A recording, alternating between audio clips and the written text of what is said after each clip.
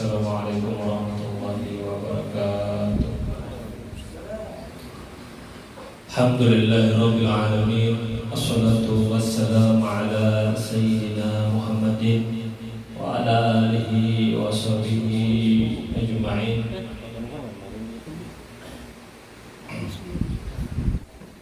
Amma ba'd. Qala al-musannif rahimahullah ta'ala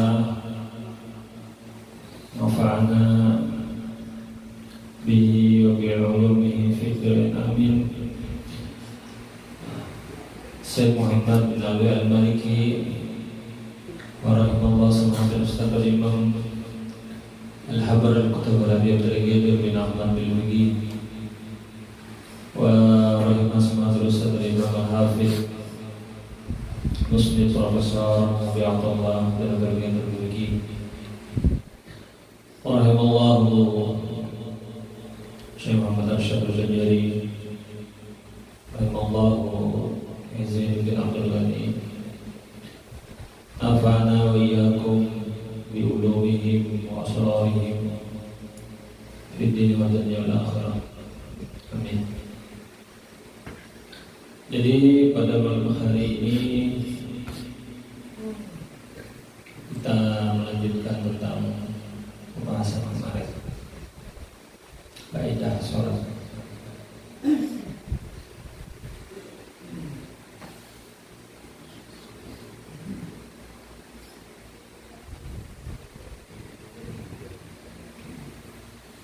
Al-Mukarram Al-Mukarram Al-Khas Majelis Amanah Ayu Syekh Muhammad Allah Ta'ala Amrah wa Sa'ad Iskafil Kharir wa Latif Al-Adiyah Bidini wa Dunya wa Akhirah. Jadi kemarin kita berbincang-bincang membahas tentang sholat sunnah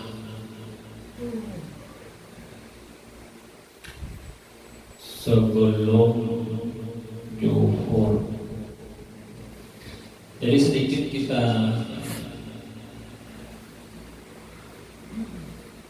mengulang kembali. Tidak ada sesuatu yang mengiringi atau mengimbangi, menyamai daripada sholat malam, daripada sholat malam sunnah malam selain sholat sebelum zuhur. Dan keutamaan sholat sebelum zuhur ini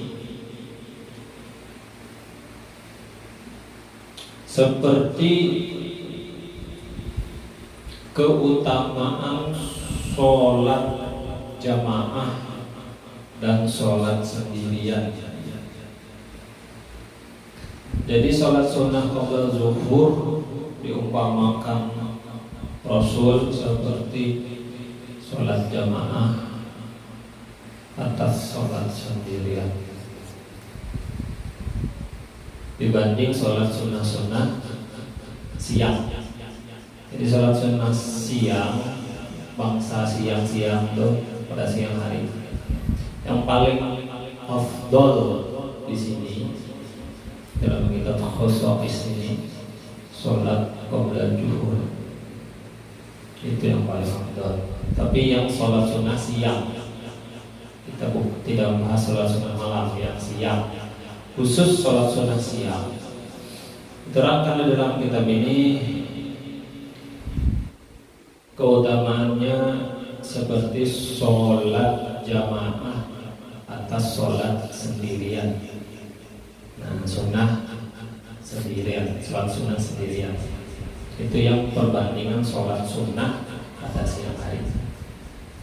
Jadi kawan-kawan sholat sunnah siang itu yang paling utama sholat qabla zuhur, itu yang kemarin.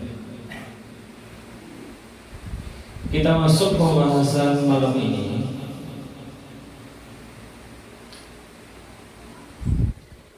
Dan selain itu, apa-apa yang datang di dalam fadilah sholat sebelum asar di atas Tadi kita bahas sebelum zuhur. Sekarang kita masuk pembahasan sholat sunat sebelum sholat asar. Dan apa faedahnya? Rasulullah SAW berdoa bagi orang yang rutin mengamalkan sholat sunnah sebelum asar, sebelum sholat asar maksudnya. Dengan apa? Dengan rahmah. Qala Rasulullah SAW, Allah Ta'ala merahmati, semoga Allah merahmati seseorang yang sholat sunnah sebelum sholat asar 4 rakaat. Jadi setelah adzan asar langsung sholat sunnah 4 rakaat. Itu doanya langsung dari Nabi. Kata Rasul, mudah-mudahan Allah merahmati orang yang rutin sholat qoblal asar, bukan ba'dal asar, qoblal asar 4 rakaat. Itu salah satu faedahnya sholat sunnah sebelum asar. Doa dari Rasul, siapa yang rutin mengamalkan sholat sunnah sebelum asar, maka Allah Ta'ala akan merahmati dia, memandang dia dengan pandangan kasih sayang, rahmah. Itu faedah yang pertama sebelum asar. Faedah berikutnya, siapa yang mengamalkan sholat sunnah sebelum asar, menjaga, memperhatikan, rutinlah mengamalkan, pernah, maka Allah Ta'ala membangunkan, membikin bagi pengamal tersebut rumah di dalam surga. Jadi dua sudah faedahnya. Pertama, rahmat Allah, langsung doanya dari Nabi Muhammad. Yang kedua, dibangunkan Allah Ta'ala rumah di dalam surga. Itu yang mengamalkan sholat sunat sebelum asar. Faedah berikutnya lagi, siapa-siapa yang rutin rajin mengamalkan sholat sunat sebelum asar, apa ini? Allah Ta'ala mengharamkan badannya dari api neraka. Rawahu Tabrani fil Kabir. Jadi di sini ada 3 faedah.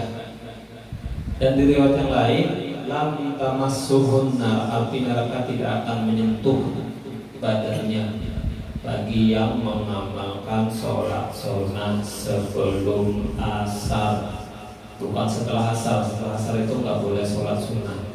Sebelum asar, sebelum melaksanakan sholat asar. 1, 2, 3, sudah 3. Ini yang terakhir faedahnya. Siapa-siapa yang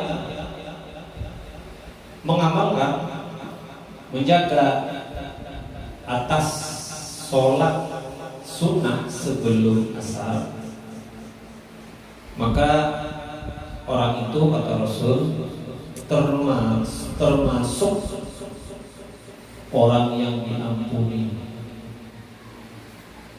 Orang yang diampuni, kata Rasulullah, dirahmati. Jadi ini 4. Rawahu Tabrani fil Awsat, riwayatkan Imam Tabrani dalam kitab Awsat. Jadi poinnya di sini, karena saya memiliki ilmu hadis, jadi beliau mengambil dalil-dalil dari hadis. Hadisnya di sini yang mengamalkan sholat sunat sebelum asar, hadis yang tertera ada 4. Jadi ada 4 faedah.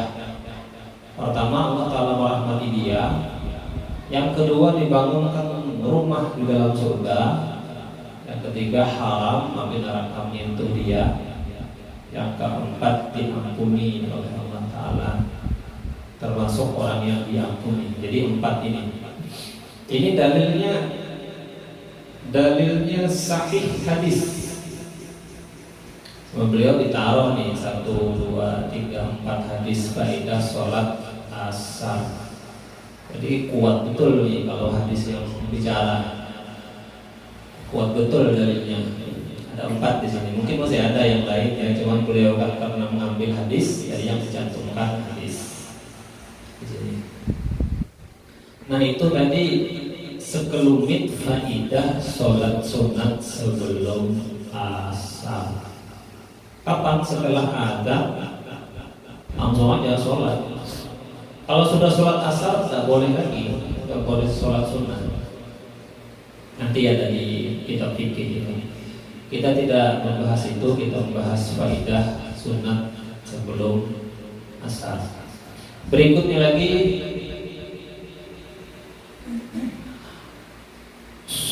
faidah sholat sunat di antara maghrib dan isya. Berarti setelah sholat maghrib, berarti setelah sholat maghrib. Bahwasanya sholat sunnah setelah maghrib itu menyamai, ini kita bicara pahala fadilah aja, menyamai pahala 12 tahun ibadah sholat sunnah. Nah, itu yang habis maghrib ini. An Abi Hurairah radhiyallahu anhu qala, ini hadis diriwayatkan oleh Abu Hurairah. Qala Rasulullah sallallahu alaihi wasallam, siapa yang sholat setelah maghrib sita raka'atin, 6 rakaat, berarti 2 rakaat salam, naik lagi 2 rakaat salam, naik lagi 2 rakaat salam. Lam yatakallam fima bainahunna bisu'in. Dia ini sholat sunat 6 rakaat tidak ngomong di antara rakaat-rakaat itu dengan sesuatu yang tidak bagus.